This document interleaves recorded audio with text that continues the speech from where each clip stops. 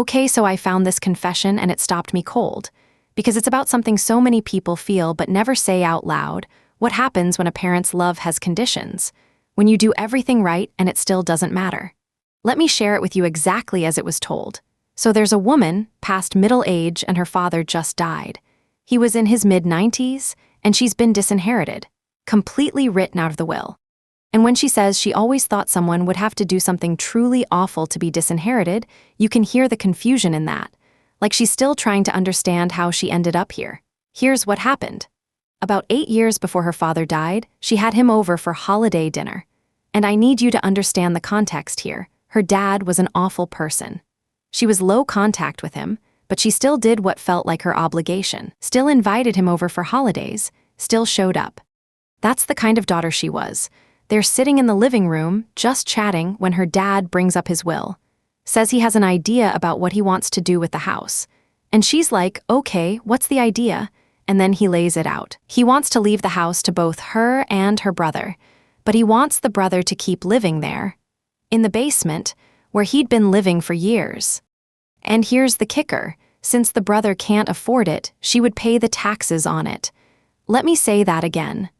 Her father wanted her to inherit a house she couldn't sell, couldn't use, and had to pay taxes on, while her brother lived there rent-free.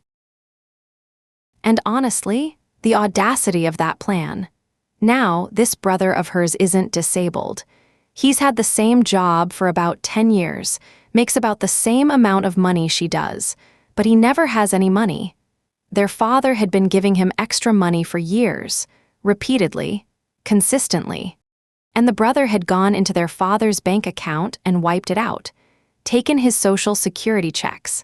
There were times when she had to buy food for her parents because they didn't have money for groceries, because her brother stole it. And this wasn't new. He used to steal her money when they were kids, stole their grandfather's collection of silver dimes, never got in trouble for any of it, not once. She doesn't even know where the money goes or what his problem is. So when her dad laid out this plan, she told him absolutely not. Her dad's response, "Then what is your brother going to do?" And she said, "He's going to have to come up with a different plan before then." And that was it. That was the moment.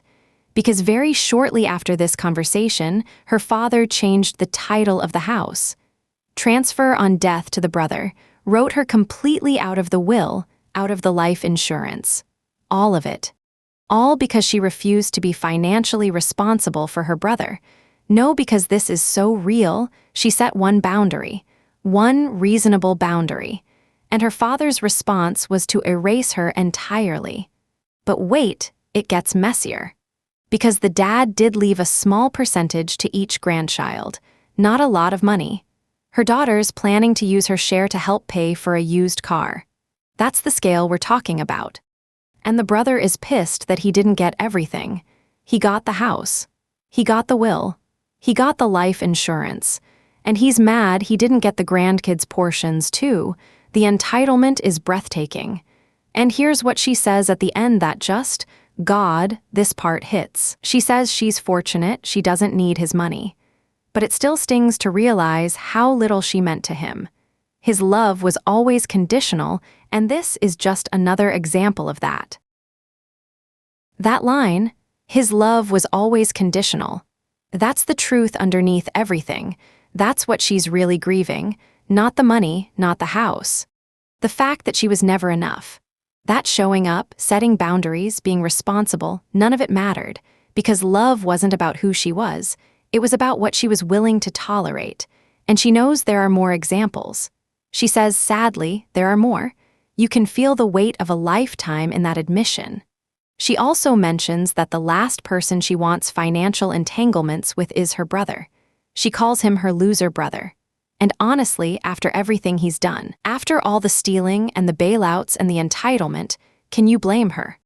She and her kids have made bets about when the house and money will be gone, when her brother will have nobody left to bail him out, and that's such a sad reality, because she's probably right. The pattern's been there for decades. He takes, he steals, he gets bailed out. And now the person who enabled it the most is gone. What happens when there's no safety net left? But here's what I keep coming back to. This woman did everything a good daughter is supposed to do. She showed up. She honored her obligations even when her father was awful. She set a reasonable boundary when he asked her to subsidize her brother's irresponsibility for the rest of her life. And she was punished for it. That's what honesty looks like. Saying, I won't set myself on fire to keep someone else warm, even when that someone is family.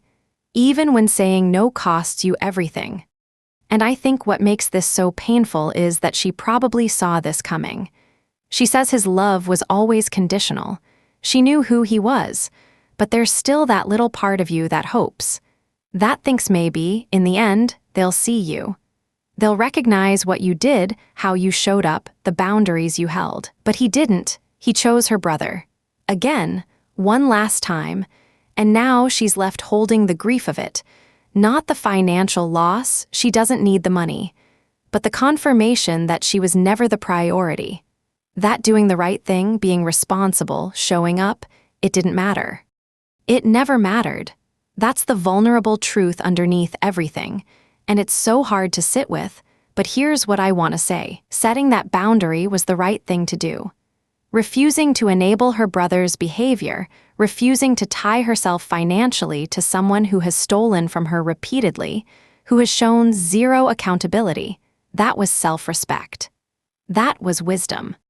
And if her father couldn't see that, if he chose to punish her for it, that's on him, not her. She did nothing wrong. She protected herself.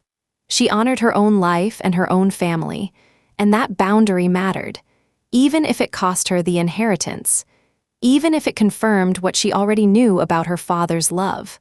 Because the truth is, you can't buy love. You can't earn it by tolerating bad behavior or subsidizing someone else's dysfunction. Real love doesn't come with conditions. It doesn't punish you for having boundaries. And if someone withdraws their love because you won't let them use you, that was never love to begin with. And that's the truth she needed to say out loud. That her father's love was conditional. That she was disinherited for doing the right thing. That it still stings even though she doesn't need the money. All of that is real. All of that is okay to feel. Thank you for listening to it. If this story resonated with you, if you've ever set a boundary and paid the price for it, drop a comment below. Let's talk about it. And if you want more stories like this, raw, honest, real, hit that subscribe button. I'll see you in the next one. Title suggestions primary. I was disinherited for refusing to bankroll my thief brother Alt 1. My dad cut me out of his will because I set one boundary Alt 2. Disinherited for not enabling my brother's decades of theft Alt 3. I said no to my dad once, and he erased me from his will.